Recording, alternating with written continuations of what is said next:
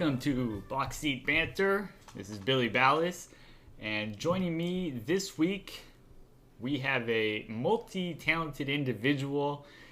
He is a former star baseball and football player as a star quarterback, pitcher, first baseman. Then he entered the world of coaching, coached for a long time, several league titles under his belt, and a CIF championship ring as well. I think he's coached 3 Major League Baseball players, several more who have played in the minors, and also several who have played in collegiately. And so many athletes are kind of just jocks, but he also ventures into the arts. He's a musician, and he is the biggest rock star in the South Bay. Joining me today is Terry Dewan. Terry, how are you doing? I'm doing much better now with that glowing introduction, Billy. Yeah, Thank you. You're welcome, and we are glad to have you. Thank you for joining us. Of course, you are joining us today as a Mets fan, and you bring that unique perspective to the National League East. Of course, today we are talking about the Atlanta Braves. So hopefully there's not too many salts on the wound that we're pouring on today for you. But you know, they have had several failures in the postseason, so maybe that'll brighten your day a little bit.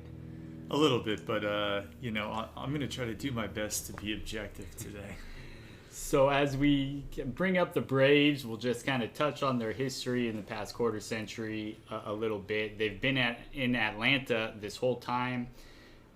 They've actually been in Atlanta since 1966. Originally, they were in Boston, and then they were in Milwaukee prior to their move to Atlanta. And they played in Atlanta Fulton County Stadium when they moved to Atlanta in 66, and they were there until 1996, excuse me.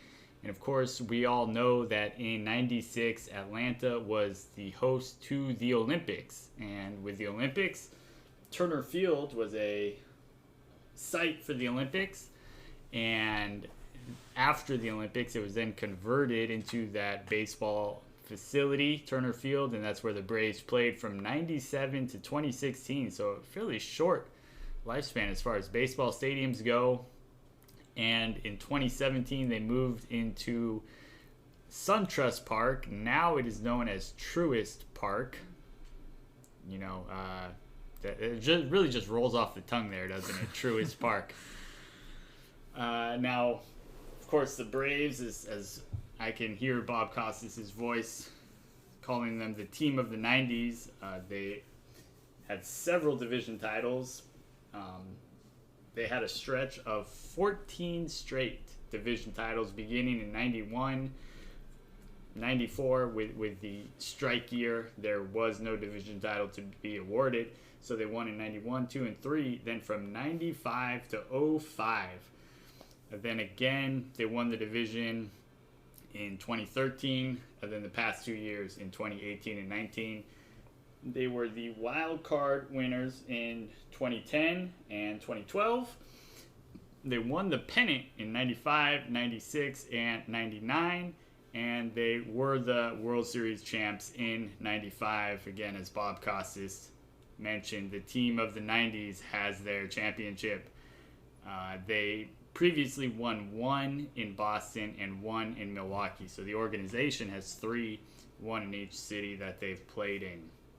Do you have any initial comments on the Braves, on their organization? I have some sarcastic comments. It's pretty amazing to get into the dance that many times and only win the whole thing once. I mean, it kind of shows you how much luck comes into play. But honestly, what an amazing feat! Especially when you read those back to me, it's just astounding that they could rip off 14 straight, that they could put themselves in position to be that consistent. Absolutely. And they're not the Yankees. They're not running out $200 million payrolls. You know, they built the thing. They had an organizational philosophy, and they had pitching staff that I'm sure that we'll talk about shortly. We will, yeah. We'll absolutely get to that. And yeah, in baseball, teams sometimes they're built for the regular season or they're built for the postseason. In this team, it looked like really with that pitching staff that they were, built for both the regular season, which obviously they won all those division titles, but to have those three aces, that's just, the textbook postseason build for a roster. Last week, we had our show about the Washington Nationals, and we had our trivia question. Terry, do you remember the trivia question from last week? Who collected the first victory in Nationals Close. history? First complete game. First complete game. Do you remember your guess? My guess was Livan Hernandez. And we got a correct answer on the first show. Livan Hernandez, as I mentioned last week, he was the opening day starter for the Nats in their first year. And he did, in fact, throw the first complete game for the Nationals that year. Beautiful. You gotta cue in Livan by Elton John playing over this when you edit. Now, this week's question is also pitching related, because when you're talking about the Atlanta Braves, especially in the 90s, how can you not mention pitchers? Mm-hmm. Now, John Smoltz was one of the three aces of that staff. He's a Hall of Famer. He is also the first Hall of Famer with what distinction? So our listeners, you can think about that. And Terry, if you have an answer, you can throw out a guess right now. And again, we will give the correct official answer next episode. I'm going to guess it has something to do with the amount of wins and amount of saves. So let's say first guy with 200 of each. Okay. That's my guess. It's a good guess. Because, yeah, he is one of the few guys to have, a lot of experience starting as well as relieving. Now, the Braves, of course, were owned by Ted Turner. So many owners and organizations are kind of faceless, which is kind of what they're banking on right now in the negotiations between the players and the owners. But the Braves owner was definitely somebody who was well known, the Braves owner for many years. Ted Turner owned the team from 1976 to 1996. And, what's the first thing you think of when we think of Ted Turner? The first thing I think of is him and Jane Fonda cuddled up in a playoff game doing the tomahawk chop, making me want to throw up. But the other thing that I think about him is the genius of kind of the regional sports network. TBS is like the first one of those, if my memory serves. So I know there was WGN for the Cubs. I know there was WOR for the Mets, but there were people here in California who were Braves fans. And nowadays that's not abnormal because you have the ubiquity of sports and everything's on different channels, and we have 500 channels. Yeah, MLB at bat. MLB at bat. Game. Absolutely. Yeah. But back then that wasn't the case. Not at all. And so, like, my first favorite player as a kid is Dale Murphy because I'm seeing him on TBS. And there's just an otherness to him. It's like you saw the Dodgers, you saw the Angels, but this guy's winning MVPs, and you're like, who is this guy? He's a tall, white, right-handed hitter like myself, and you kind of, you find similarities and things to look up to him when you're 8 years old or whatever. But the Braves kind of being the only team in the South, or at least like the Southeast region, I'm not counting Texas. Right, and this is, of course, before Miami had a team. Right. And then having a regional sports network, and then the team gets good. It's kind of like a perfect storm for growing their brand, and I don't know if Turner forecasted all of that stuff, but he sure broadcasted it. Yeah, and I remember all those games would start at 5 after the hour, the half hour, right? It's always like a 4:35 start. Yeah. But Me and my friends always had a joke where the Braves announcer with the real nasally voice, we would do TBS jokes. We'd be like, coming up next on TBS, Goldie Hawn, Bird on a Wire. And so, all their little promos they used to read. Absolutely, yeah. But it was definitely, one of the first teams that was really available across the country. Yeah, I remember watching, several of those. I don't want to get too deep onto that right now. We'll mention some of those players later. But yeah, they definitely really expanded the brand. And obviously when they started that run of division titles, they really blew up there in the early to mid 90s. Then Time Warner owned the team from 06 to 07, and now it's currently Liberty Media. So they've owned the team from 07. Now to talk about some of the guys in the front office here of note. We mentioned him last week. We'll probably mention him again in the future when we get to another team. Stan Kasten, team president from 86 to 03. So he was, at the helm, very involved in building that dynasty. Here's something that is lesser known about Stan Kasten. He was the GM of the Atlanta Hawks from 79 to 90. So, that overlaps his time as the president of the Braves. It's hard to imagine somebody being, such a high-ranking front office executive of a professional baseball team and a professional basketball team at the same time. He was also, when he became the GM of the Hawks, 27, the youngest GM in the NBA, and he was twice named the NBA Executive of the Year. So, pretty impressive resume from Stan Kasten right there. Yeah, that blows me away. I didn't know that. Yeah, we talk about Dion playing for the Braves and the Falcons at the same time, and playing a football game and suiting up in a baseball game in the same day. But I don't know, did Stan Kasten precede him a little bit by, in his dual sportness? Absolutely. Were the Hawks and the Braves owned by the same people or no? I'm not sure. But, yeah, it's interesting to see, though, that he was, involved in basketball, before baseball even. And, of course, now we know him for all of his accomplishments in baseball. Another person who I would like to mention, their former GM, John Coppolella. Yes. And he, what do you know about him? I know that he has a lifetime ban. Yes. So it's, they're rarely given out. His was due to infractions of, free agent international signings. He was banned for life from baseball in 2017. And with that penalty, the Braves had to give up several international free agents who they had signed. So, yeah, definitely. Can I ask you a question? Go ahead. June 14th, 2020, today. Uh-huh. If that's even today's date. Doesn't that feel a little harsh? Absolutely, especially with some of all the Astro stuff, all of that stuff now. Mm-hmm. Yeah, and I'm not too familiar with what actually, what his transgressions were to get banned for life.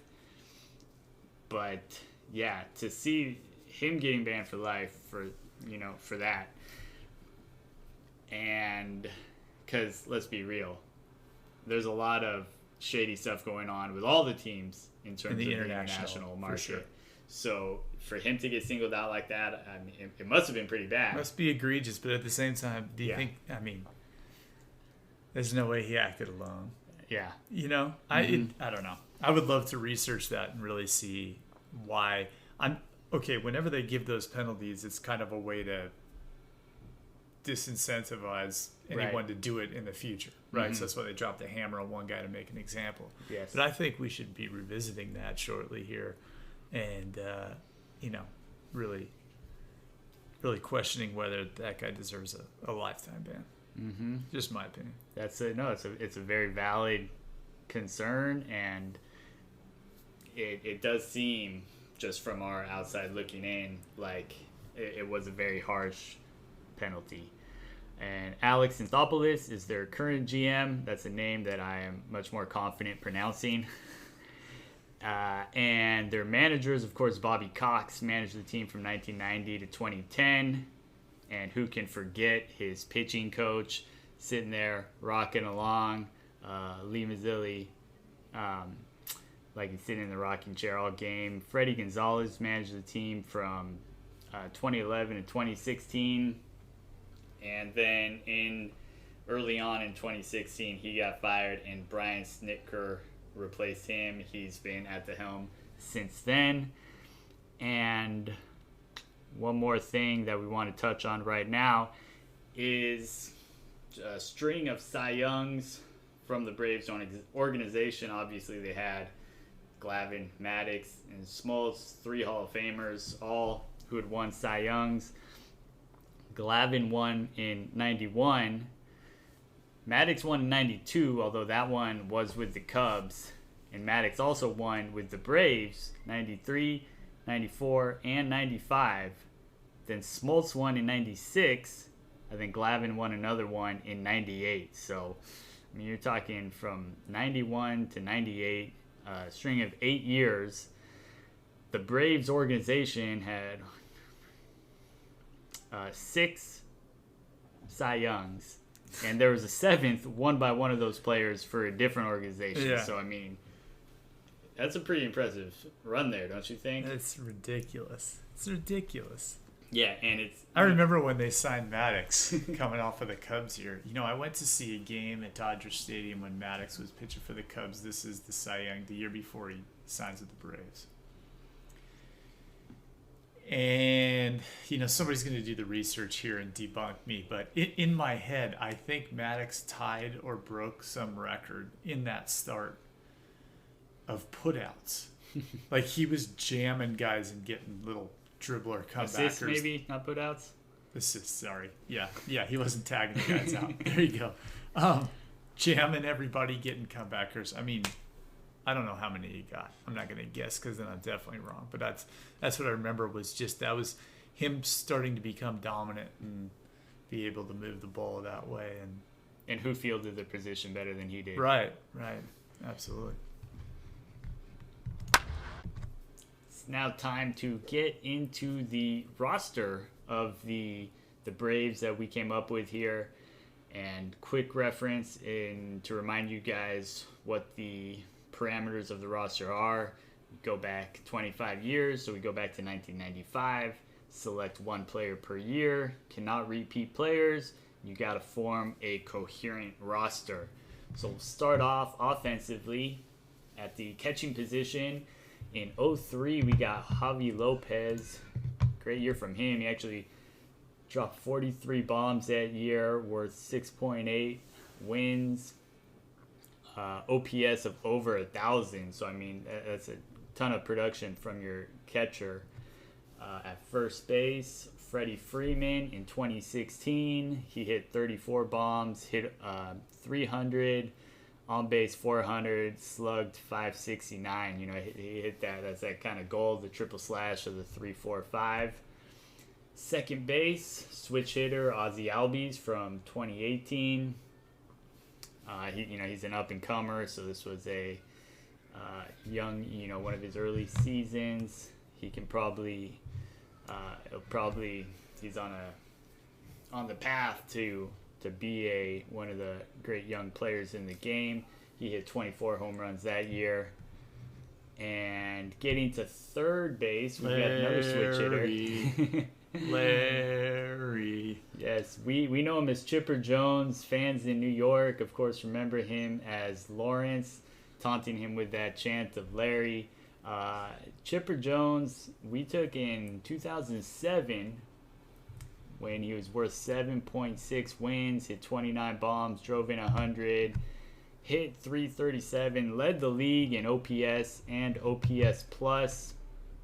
And Chipper Jones, he was a 1-1 pick, which is appropriate to talk about right now since the draft was just in the past couple days. I can make the argument that he was the greatest number 1 pick overall in terms of what he provided to the organization.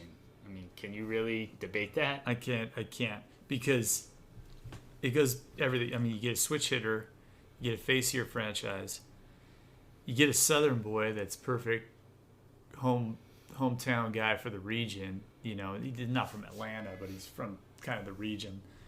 You draft the guy, he plays third base, he switches positions for you later in his career to the left field, does whatever you need, and to get that kind of production, get Hall of Fame production out of the guy as a cornerstone player, because I mean, I think Griffey and A-Rod certainly I would rank above him, but they didn't play their whole careers in Seattle.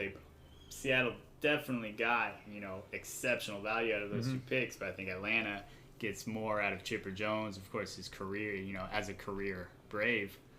Oh, yeah. But did you know, so he was drafted in 1990. Okay. Do you know who the top prospect was that year? Because when Griffey was coming out, he was, you know, he was the top prospect. A-Rod, you could, you know, he was the guy. Darren Dreifort was another guy who he went number 2, who was also in the mix, but those guys are clear-cut 1-1s. Chipper Jones was not the top prospect. It was actually a pitcher, and there was a great article in The Athletic, a piece by Todd Van Poppel here. Mark Herrig, Todd Van Poppel. What a pull. Was the guy. Yeah. High school pitcher from Texas, but he was committed to Texas, and he was thought that he was, you know, unsignable. Any guesses on who he was advised by at the time? Scott Boras? A young Scott Boras, and your boy Sandy Alderson was with Oakland at the time, and he got in Scott Boras' ear, and you know they were talking, and he felt like he could convince Sandy Alderson. Thought that, you know, they could get Van Poppel to sign. So Van Poppel, though, early on in the draft, teams were shied away from him because of that signability issues. So the Braves, instead of taking the guy that everyone thought was the top prospect, they're like, all right, I guess we'll fall back on this Larry fellow. And the rest, as they say, is history. It's history. And then I wonder how much of drafting Chipper and everything that got in return, the Braves have a kind of a reputation for drafting Georgia kids ever since then. And I wonder if you strike gold with this, if then you somehow convince yourself like that's the strategy, right? Get the local guy. And I mean, if they ended up drafting him anyway and he did not work out, then they kind of are, you know, kind of scarred from that. You go the other way. Away from that, right? I again, looking at this as a Mets fan, I keep looking at these things that line up for them, and I kind of wonder, like, you know, like an alternate history if this happens, if they don't have quite the success. So you stumble into Chipper Jones, and he's Hall of Famer. Yeah. So pretty good fallback plan there. Moving along at shortstop, we've got another switch hitter. So we've got 3 switch hitters and a lefty among our 4 infield spots. Shortstop, we've got Rafael Furcal. Hit 284, just 12 home runs, but swiped 46 bags, and I just remember him just having a cannon. That's what I was going to say. Absolute cannon. And, you know, impressive coming from such a small frame as well. And he had that little kind of running slap, kind of softball. Sometimes he would, you know, hit the running bunt over the third baseman's head or hard up the line past him for a double. Then moving along in left field, we've got Ronald Acuna Jr. from last year, from 2019. Led the league in plate appearances, runs, and stolen bases with 37 stolen bases. Hit 41 home runs last year. Center field, real quickly on Acuna. I'm not going to make the argument right now, but I could make an argument non-Mike Trout division if we were having a draft and I could start clean slate of anybody in the game today. I would take Acuna. I think he's that talented, and he's a center fielder, and he's got pop, and he's young, and he's got all those things. He does, 5-tool player. He is an impressive young ball player. So, I mean, he almost went 40-40 last year. I think he was talking that he wants to go 50-50, which would be the first time ever. It's nice to have goals, and it would be nice to have a full season to watch him try to accomplish that. Mm-hmm. Then moving along to center field, we've got Andrew Jones, and he had a few great years in Atlanta. He is absolutely known for his phenomenal defense in center. With Atlanta, he also had some great years offensively. We took him in 2000 worth 8.2 wins, led the league in plate appearances and at bats, also hit 36 home runs, drove in over 100, hit 300, and defensively, which defensive numbers are kind of hard to specify. He was worth 2.7 wins in center field. Do you have any comments on Andrew Jones? I have two questions for you about Andrew Jones. I'm a huge Andrew Jones fan. Okay. Question number one. Is he the greatest defensive center fielder of all time? I mean, probably. It's tough. I think somewhat tough to compare. Who's in the ballpark? Who are the top five? Too many generations. Well, Willie just from Mays, who you've seen. Well, let's start with who you've seen. From who I've seen, because that's more fair. Because you look at the gloves that Willie Mays and Mickey Mantle use, right? And it's like, how are they even catching the ball, let alone making great catches? Yeah, DiMaggio. So from the modern era, I mean, Andrew Jones is definitely in the discussion, and Ken Griffey Jr. Mm-hmm. I mean, there's Don't certainly say Jim Evans. No, of course not Edmonds. From recent years, Pilar and Kiermaier. But yeah, I think Andrew Jones is the gold standard in my mind. You're a little young. I'm throwing out for the old timers. Devon White, Gary Pettis, but I think it's Jones, man, for playing that shallow for as much ground as he used to cover. Absolutely. And did you have another question on Jones? You said you had why isn't Andrew Jones in consideration for the Hall of Fame? That's a good question, and that's one I do not have an answer to. And there's another center fielder that's coming up that I've got the same question about. But yeah, for his defensive skills, he definitely, should be considered for the Hall of Fame. And I think, he had a year where he hit 49 or 50 home runs. I remember him in the World Series, right? He was 19 or 20? 19. Hitting home runs. Moving along to right field, we've got J.D. Drew. I begrudgingly put him into this roster. Not a huge J.D. Drew fan. We took him in 2004. He did have a great year. He's worth 8.3 wins.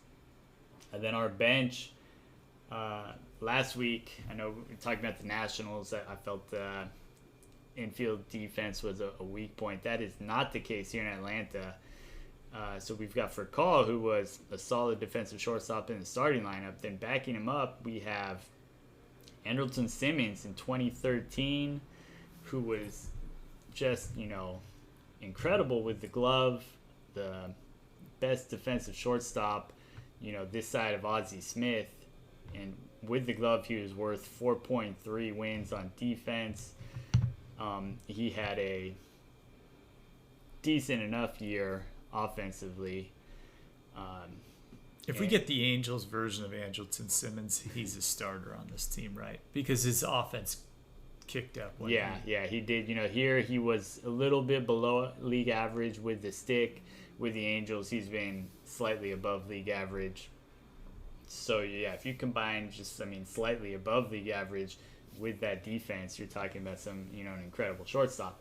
And then we've also got Edgar Renteria from 2006. Swiped 17 bags that year, hit 14 home runs. And then in the outfield, we've got Kenny Lofton, so another guy. That 1 year that he had in Atlanta in '97. You think of Kenny Lofton, you think of the fast guy stealing a lot of bags. He only stole 27 that year. Actually led the league in caught stealing, but he did hit 333, got on base over 400, and feel like he'll be mentioned when we get to Cleveland. But yeah, how's Kenny Lofton not in the Hall of Fame? That's a great question too. One that I don't have an answer for off the top of my head. I mean, he seemed to be a catalyst for so many good teams that I remember. And then we've also got Jason Hayward in the outfield from 2014. Is that his rookie year? And 2010 was his rookie year. Oh, jeez, I'm way off. he swiped 20 bags that year, hit 271. So, and he also provided great value defensively. Mm-hmm. Then rounding out the bench, we've got Brian McCann. So you've got Javi Lopez to start. Then you've got the lefty McCann to back him up. McCann worth 5.5 wins. He hit 23 bombs in 08, hit 301, got on base at 373. So, I mean, pretty strong catching duo when you've got Javi Lopez hitting 43 home runs and a lefty Brian McCann to go along with that. Does anything stand out to you from that, the position players for the Braves? Just a lot of talent. You know, a lot of talent. That I said my piece about Jones, both Jones. You know, I mean, they were kind of the catalyst. They were the foundation. I'm sorry, not the catalyst. They were the foundation. When the Mets would play the Braves, you would just be so jealous that they had those guys. They seemed like the best players on the field all the time. You know, they already had the advantage against you with the pitching, and then for them to bring out, you know, to always have those guys in the lineup get big hits. Chipper got so many big hits. It's outrageous how many big hits he got. Yeah, and yeah, as you mentioned, moving along to the pitching, to have the pitchers that we're about to go over, you know, with those hitters, it just wasn't fair, and that's why they won all those division titles. So starting off with the rotation, Greg Maddux from 95. And 95, a bit of an abbreviated season coming off the strike. And so, you know, he won only 19 games that year, went 19-2, led the league in wins, led the league in wins above replacement at 9.6, microscopic ERA of 1.63 to lead the league. Led the league in complete games and shutouts with 10-3. His 209 and 2/3 innings led the league. And ERA plus 260. FIP of 226. WHIP of .811. Yeah, 23 walks. I mean, yeah, that's 1 walk per 9. Just stingy with the walk, led the league in that, and led the league in strikeout per walks at 7.87. Won the Cy Young, was an All-Star, and a Gold Glover. So just didn't give up any home runs. Yeah, you know, stupid. 140 hits in 200 innings. Just come on. Incredible numbers from the Professor Greg Maddux there. Moving along, in 1996, we've got John Smoltz. He led the league in wins that year with 24 as he went 24-8, ERA of 2.94. Led the league in innings pitched at 253 and 2/3, and led the league in strikeouts with 276, FIP 264, and strikeouts per 9 at 9.8. He also won the Cy Young that year. And as we round out their big three, we've got Tom Glavine from 98. Guess what? He also led the league in wins that year with 20. He also won the Cy Young Award. He was an All-Star and a Silver Slugger that year. And of course, Tom Glavine. Any little interesting tidbits about Tom Glavine that you're familiar with? I mean, besides shitting down his leg in 2007 in the last game of the season and saying it wasn't devastating and every Mets fan wanted to kill him. Well, obviously he was drafted in Major League Baseball, but LA Kings as well, right? Yes. So, yeah, it's not often you see that baseball, hockey, dual sport athletes. But yeah, Tom Glavine was a phenomenal hockey player as well. And then rounding out the rotation, if we needed any more after those big three, in 09, we have Jair Jurgens. He went 14-10, but his ERA 2.6. Led the league in starts with 34. And then Kevin Millwood from 99, he went 18-7 with a 2.68 ERA. Millwood also led the league in WHIP and hits per nine, a WHIP of .996 and 6.6 hits per nine. He was an all-star that year. As the 4-starter, right? Yeah. And then as we get into the bullpen, we've got lefty Mike Remlinger from 01. He had a ERA of 2.76 and struck out 11.2 dudes per nine. So he had 93 strikeouts in 75 innings. Another lefty, which is going to be a theme of this bullpen, Chris Hammond from 02. Minuscule ERA of .95 across 76 innings. And then Billy Wagner from 2010. 1.43 ERA, and he was pretty lights out. 69 and a third innings, struck out 104 dudes, 13.5 Ks per nine, which seems pretty impressive, but as we move on down here, it's going to be overmatched. Wagner saved 37 games that year. Eric O'Flaherty, another lefty, across 73 and 2/3 innings, he had an ERA of .98. So another sub-1 ERA out of the pen for them. His ERA plus was .393, which, relievers, those can get a bit exaggerated, but still, in 73 and 2/3 inning, an ERA plus of .393 is incredible, but it's topped by Craig Kimbrell's 2012. He had an ERA of 1.01 in 62 and 2/3 innings, led the league with 42 saves, struck out 116, and that gives us a K per nine of 16.7.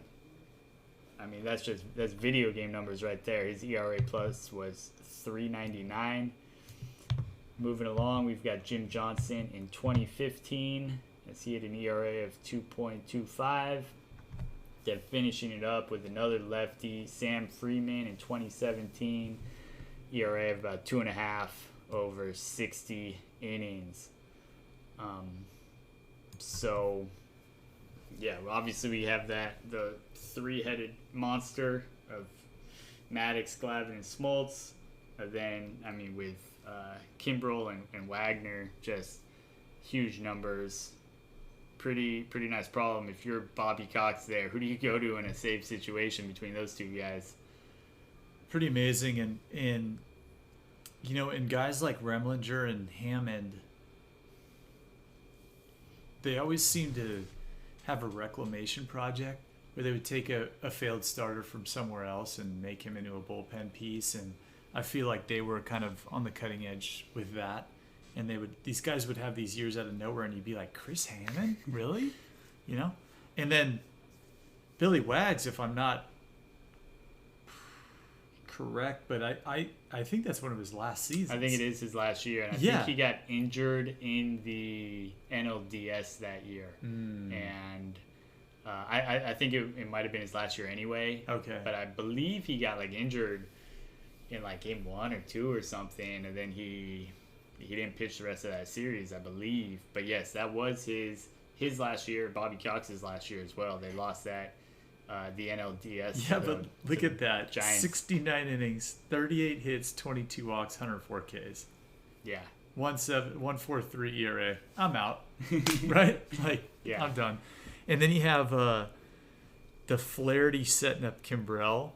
Flaherty setting up Kimbrell. That was ridiculous. Mm-hmm. Right? Ridiculous. Yeah. Just make sure you give the ball to Kimbrell, right? Yeah. Don't leave him in the bullpen. Maybe.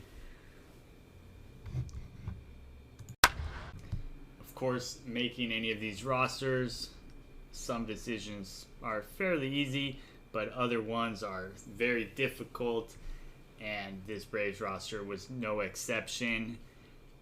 Now, as I was putting this together, I was excited to do this Braves roster because of that huge run that they had. I remember so many of those players. You remember teams that went into the playoffs and did very well. You don't necessarily remember those 4th and 5th place teams. So I have a lot of memories from these Braves teams, and I was expecting certain names to pop up. But, there were some names that just didn't make the cut, and I felt like they should have been here just in terms of by, name recognition and all of that. Looking at the roster, do you feel like anybody is missed on this team? Okay, so a couple jump out to mind. Where missed might be a bit strong, but guys that I remember either having a good season or being prominent parts. Do we miss the Ron Gant cutoff? I think that was before. He's on the 90. He's a star in like 90, 91, 93, I think 94, it's really 95, and then we kind of just missed him. Did he go to the Reds? I think so. Yeah. So I think it was. He may have been on the border of this. Sure. But yeah, that's definitely a good one. Sure.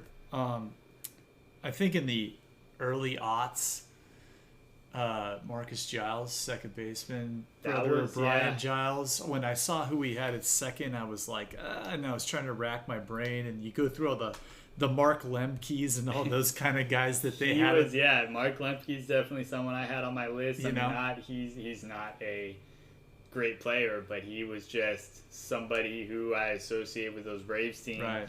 And I would be remiss to not include Mark Lemke in this podcast. He was one of my dad's favorite players. He just felt like he was like a scrappy, one of those kind of scrappy players that just will do anything to help the ball club.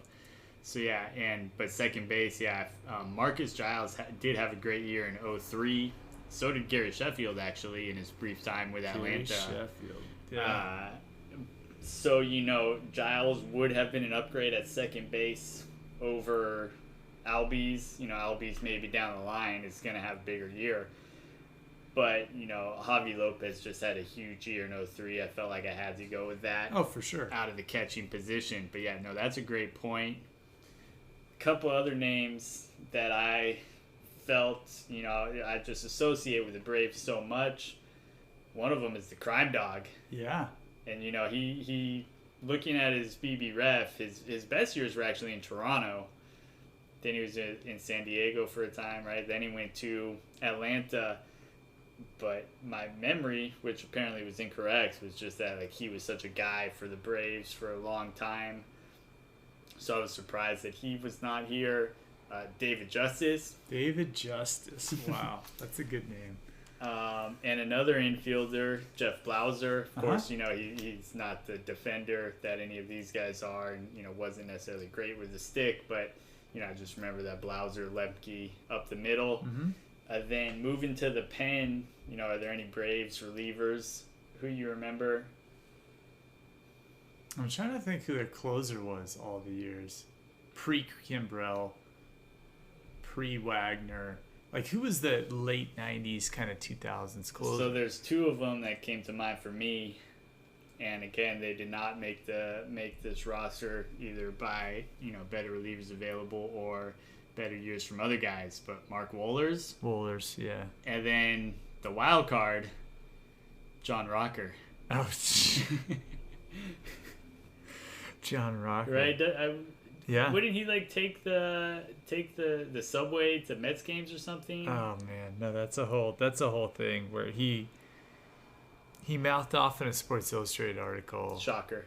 And it just went absolute nuclear bomb on trying to rile up Mets fans, but there were definite racist undertones, and I remember he was on an episode of Pros vs. Joes, and one of the things you had to do that the Joes had to do to compete against him as the pro was they were in the batter's box. He would throw behind them.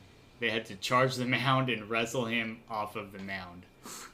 So I mean, that's his reputation as such a such a heel, right, and a fighter, and that kind of guy.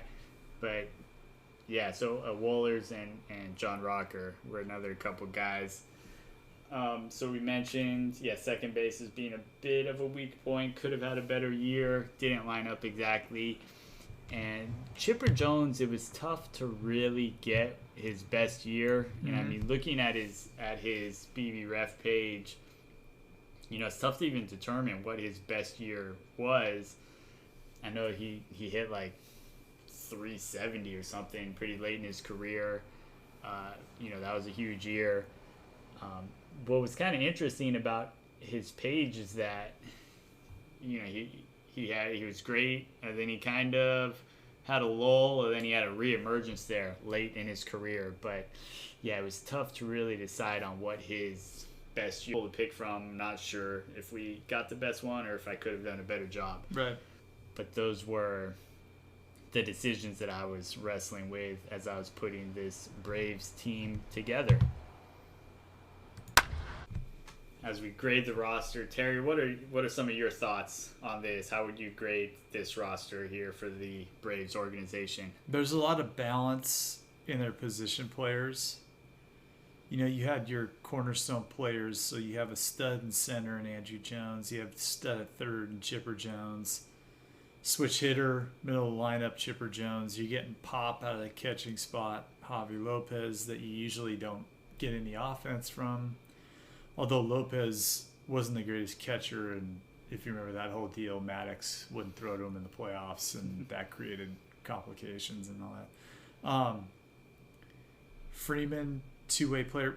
I see a lot of two-way players, right? Mm-hmm. A lot of guys that can do them both. And, just there's depth there. Again, Hayward, great defender. Lofton can run them down. So offensively, I see pretty impressive, a pretty impressive unit. Yeah, I mean, it's hard to not see that. Yeah, definitely a lot of balance there. Yeah, and then the pitching, I mean, from a starting pitching standpoint, are we going to see a better list through this whole podcast series? Well, as we, compare their team ERA was the lowest out of the entire big league, all 30 teams. I think their ERA as a team, 2.25. Starters was 2.5. I think the highest ERA that we had was 2.94 from John Smoltz. So everyone with a sub-3 ERA. So yeah, no one's got a better ERA. Yeah, it's just balance, right? Yeah. That's what I would think about with the Braves is balance and consistency. That's why they won over and over and over again. Yep, absolutely. When you start with those three pitchers, the starting pitching is obviously going to be great. And the bullpen is also very strong. I think the bullpen as a group, case for 9 at 10.4. I know you love, the relievers having that punch-out ability. If there's any kind of situation, runners on base, obviously a ball in play, even if it's weakly hit, if you jam it with something, bad things can happen, right? But with a strikeout, that can make up for a lot of mistakes, a lot of things. So you got to have those relievers be able to come in, punch a guy out. Those relievers are very effective. Are we going to find a better catching duo, at least offensively, than these two? I mean, they combined to hit, we got 68 home runs between Lopez and McCann. Both of them hit over 300. They get on base about 375 clip. To get that kind of offense from that catching duo, right, is pretty impressive. Pretty rare. Pretty rare. And, looking at the team, you mentioned a lot of two-way guys, and they had, as a roster, the highest defensive WAR by far. with over 22 wins with the glove. Interesting. They also had, I think, the most plate appearances and at bats. So they were staying on the field. We got a lot of full seasons out of these guys. Some teams, guys were injured or guys that didn't get as many plate appearances. But these guys from top to bottom, everyone was there. Just kind of middle of the pack with home runs and RBI. And their rate sets as well. As a group, offensively, they hit 294 on base, 369. They slugged about 500. So those numbers are just kind of middle of the pack. But again, great defense, best defense. Those 3 starting pitchers are great. Very strong bullpen. I think I would give them maybe like an A- overall. I felt like the power numbers were not there completely. I mean, we had Javi Lopez hit 43, and Acuna last year hit 41 home runs. But we also had some guys with down power numbers. Chipper Jones only hit 29 that year. Albies hit 24. Furcal had 12. So not huge power numbers. And, the way the game is played right now, you need those home runs, right? But, yeah, I think maybe an A- overall. But definitely one of the better rosters out there out of the 30 that I created. I'm going to give him an A overall. And the reason I see what you're saying about power, it always felt like the Braves were a tick light offensively. And that's maybe where they were vulnerable, but obviously they didn't need it because they had the pitching. But I think you get an A, and somebody that we didn't mention earlier, John Schuerholz. For all the teams that are successful, this is mostly a homegrown roster. Yeah, it's a very good point. Lopez, Freeman, Chipper, Furcal, Acuna, Andrew Jones, J.D. Drew was drafted by the Phillies. I can't remember. He was drafted and he didn't sign. Yeah, and got drafted again. Whatever. Andrelton Simmons, Renteria. Okay, obviously Lofton came over. Draft Hayward, draft McCann. Maddox is a free agent signing, and that's a fantastic free agent signing. He wins 4 straight Cy Youngs or 3 with the team. Right. Smoltz is a trade, but essentially he feels like a homegrown guy because he was in single A or whatever. Glavin's a homegrown guy.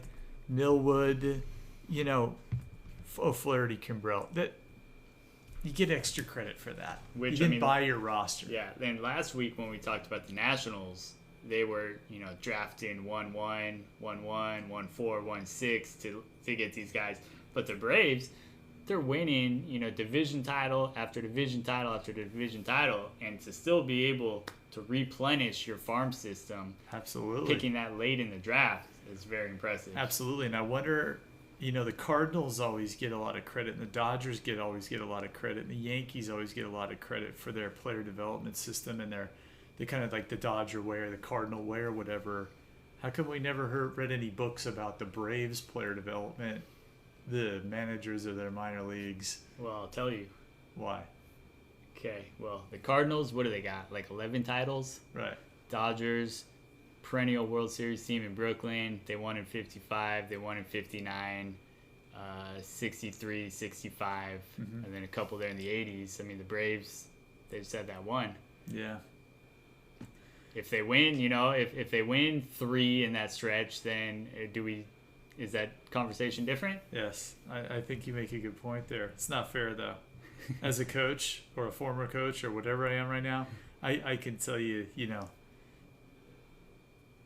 this is kind of like the Buffalo Bills, right, with football, where it's like Marv Levy's an incredible coach. What they did is incredible, and then it just didn't work out for them at the end. Some of it tough, But then they get forgotten in history. They get branded like a loser or whatever. It's so unfair and so kind of ridiculous.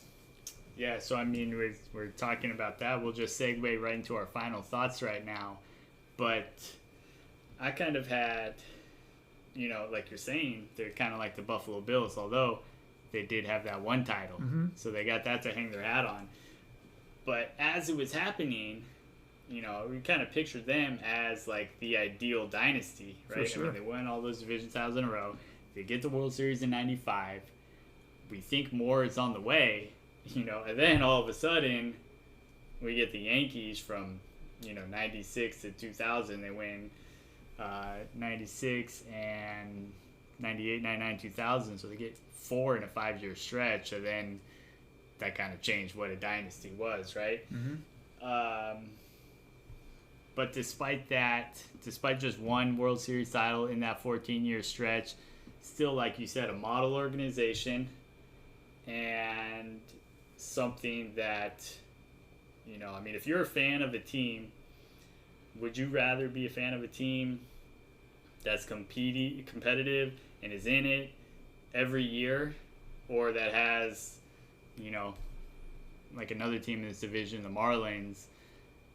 They go in '97, they win it all, then they tear it down.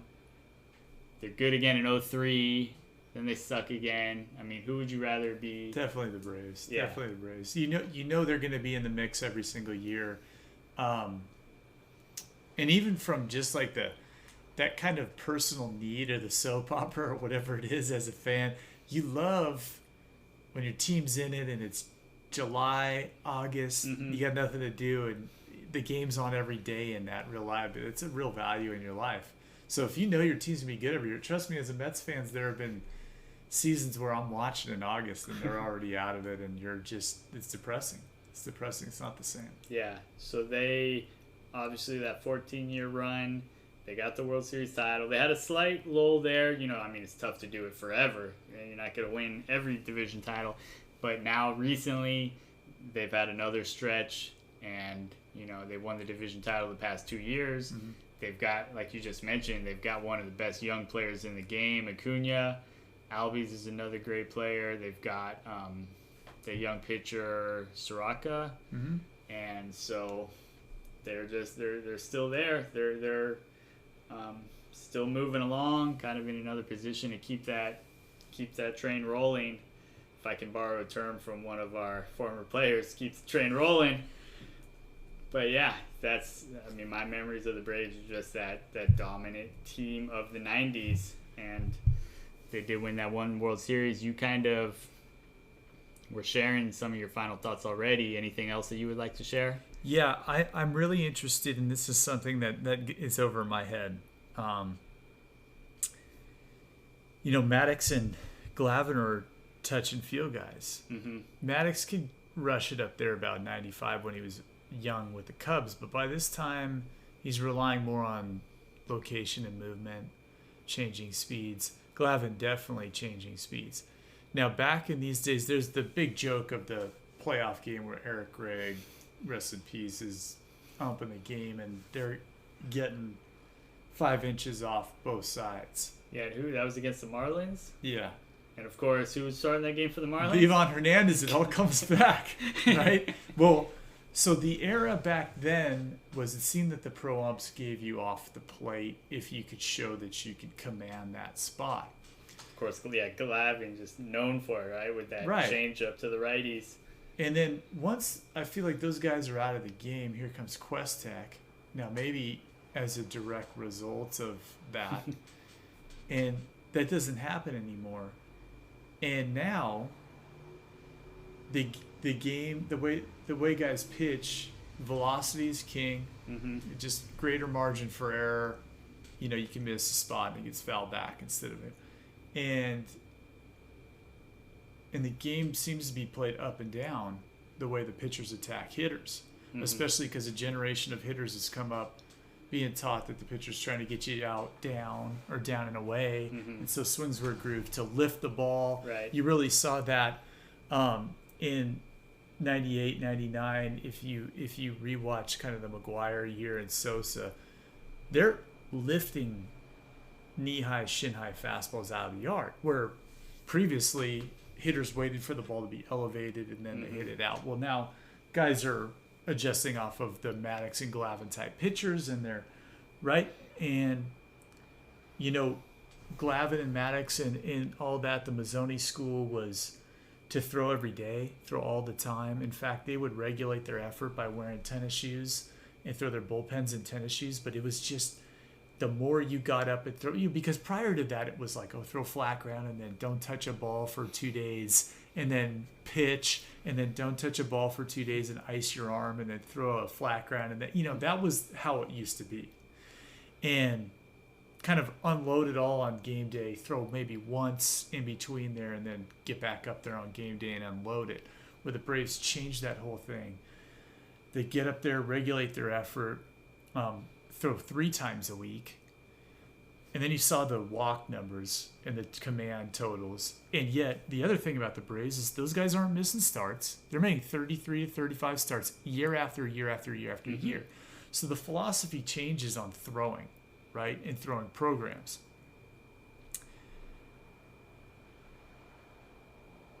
There are not any... Who's a Glavine in the game today?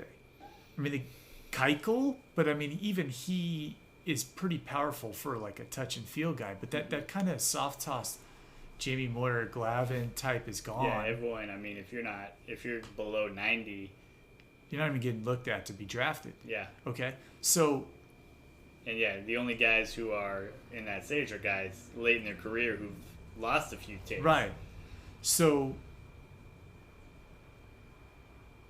there's a correlation, or there might be a correlation.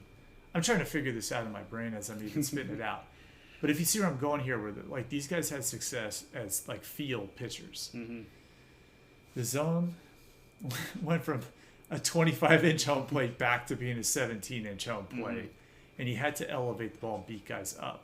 Then the Braves don't have that postseason success where the old adage is you need power pitching in the postseason because of what you mentioned earlier. You want fly balls and strikeouts, the easiest outs, fly ball pop-up strikeout. You don't want the ball in play as often.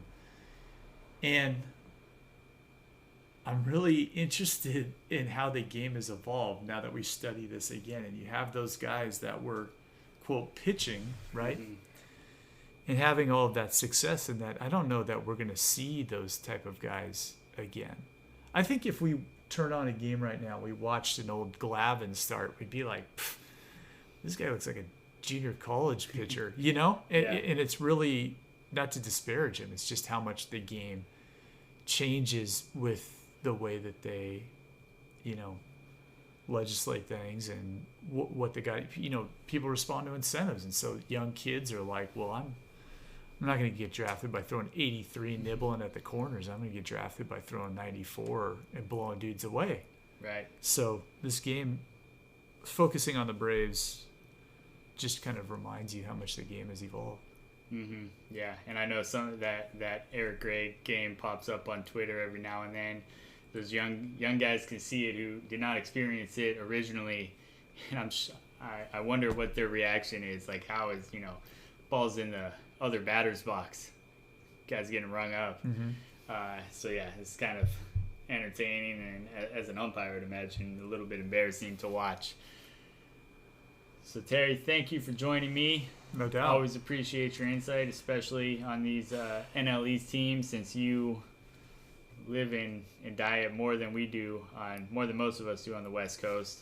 This one was tough because this is, like you said at the outset, ripping open an old wound, having to be reminded of all of these Brave teams. So yeah, we appreciate you joining us again. Make sure to follow us on Twitter. You can follow me at WBallas and also Box Seat Banter. We're at Box Seat Banter. That's both on Twitter and Instagram.